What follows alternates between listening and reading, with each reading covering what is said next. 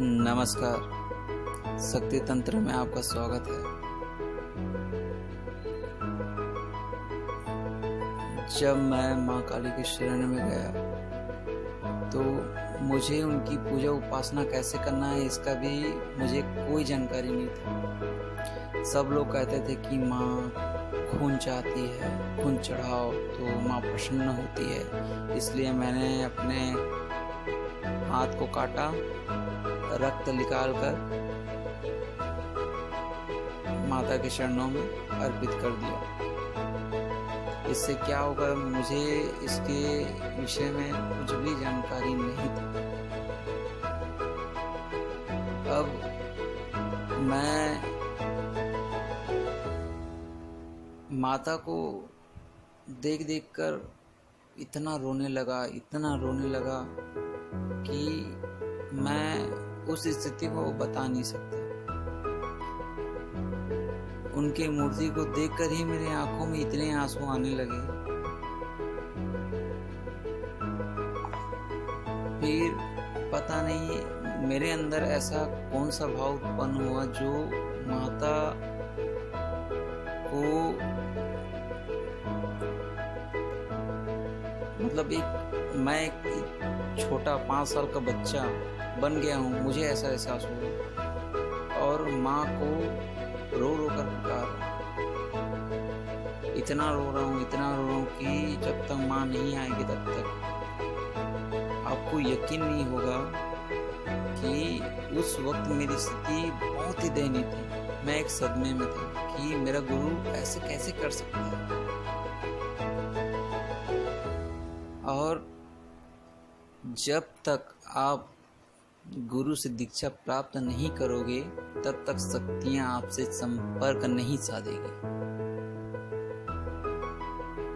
ये बात हमेशा याद रखिएगा। शक्तियों की ऊर्जा को संतुलित कौन रखता है? गुरु की दीक्षा ही शक्तियों की ऊर्जा को संतुलित करने में सक्षम रहता है।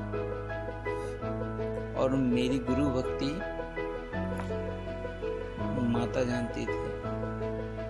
मैंने अपने गुरु के प्रति पूर्ण समर्पण भाव रखा था, इसलिए माता स्वयं दौड़ी चली आई और माता ने मुझे जो भी आदेश दिया, जिस तरह से भी दिया, मैं उसे कृत्य करता गया और यहाँ से मेरी साधना प्रारंभ हुई। मैंने माता के सानिध्य में बहुत सारी साधनाएं की और आपको यह बता दूं मैं कि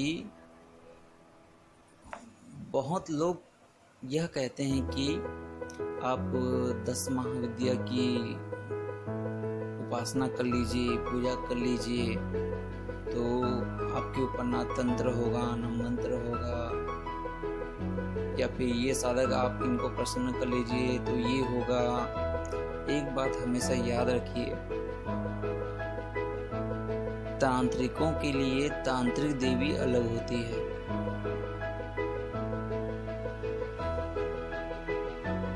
और यह गुप्त होती है, यह किसी के संपर्क में नहीं होता। जो अच्छे तांत्रिक हैं या उन्हीं को ही ज्ञात होता है, अन्यथा किसी को नहीं। तंत्र के विषय में ज्ञान सिर्फ तांत्रिक देवी ही देती है। और जब मैंने माँ काली के सानिध्य में जब मैं रहा तो माता ने मुझे ऐसे बहुत सारे देवियां को मेरे पास भेजी और उन्होंने मुझे जैसा बताते गया मैंने उनको फॉलो करता गया। मैं उनके सानिध्य में रहकर वो जो भी मुझसे कहते थे वो सब चीज मैं करने लगा। मेरी माँ मतलब मैं माँ बोलूं, मैं उस शब्द को बयान नहीं कर सकता। माँ तत्व जो है वो स्वयं में अद्भुत है। माँ ही महान है। आप अपने घर की माता को देखो, अगर कोई एक थप्पड़ भी मार दे तो माँ दौड़ी चली जाती है। मेरे बच्चे को कौन मारा, क्यों मारा, वो प्यार करती है, अपना ममता वात्सल्य बरसाती है। और अगर पिता के सामने अगर कोई मार दे तो वो क्रोधित हो जाता है, लेकिन वो अपने प्यार को दर्शाता नहीं है। माँ जो है, अगर आप कितनी भी गलती क्यों ना करो, माँ क्षमा कर देती है। इसलिए माँ से बड़ा तक तो कोई नहीं है। माँ सर्वोपरि है। माँ ने मुझे जो विद्या प्रदान की है, और इसी बीच में ही मैंने माँ के सानिध्य में माँ शमशान काली का मारण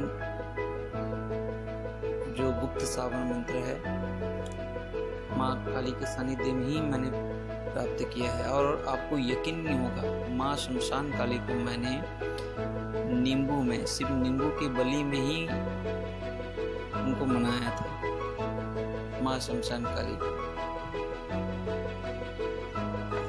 इनके मंत्र जो है माँ शमशान काली की बेहद तीव्र है और वो अचूक काम करते हैं। वो तीव्र इसलिए है क्योंकि माँ स्वयं में जागृत होती है, और जब ज्ञान मुझे स्वयं माता काली ने दिया है तो वो स्वयं शक्तिशाली ही रहेंगे।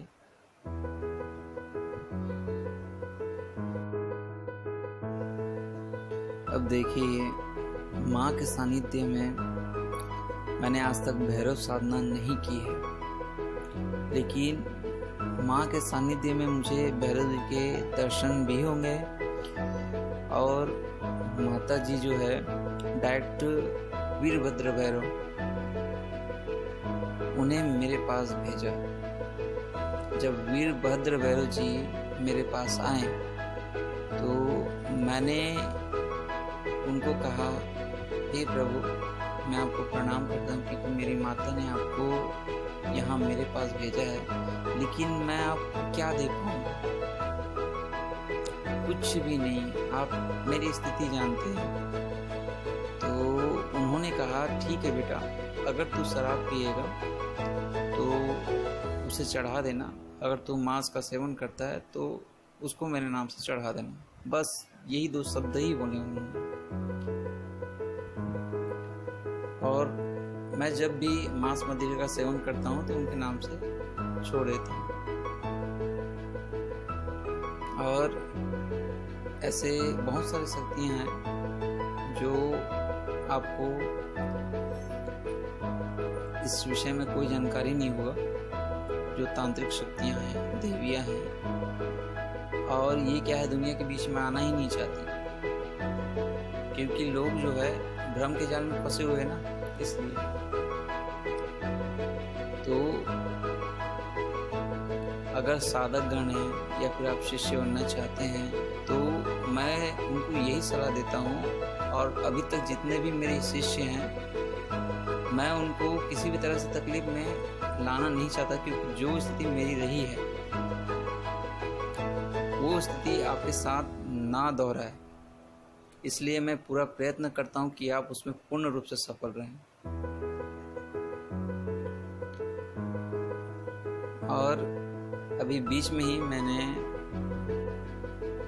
माँ की ही कृपा से मुझे बेताल जी के भी दर्शन हुए। उनका स्वरूप कैसा है, किस तरह से है, यह सबकी गुप्त विधि होती है। और माँ की कृपा अगर आपको प्राप्त हो गया तो आप सब कुछ प्राप्त कर सकते हैं। भक्ति में ही शक्ति है, बाह्य आडंबर को आप ना अपनाएं। साधना हमेशा सरल और सहज होना चाहिए, क्योंकि देवी शक्ति कभी भी आपको आडंबर नहीं चाहती, आपकी भक्ति चाहती है।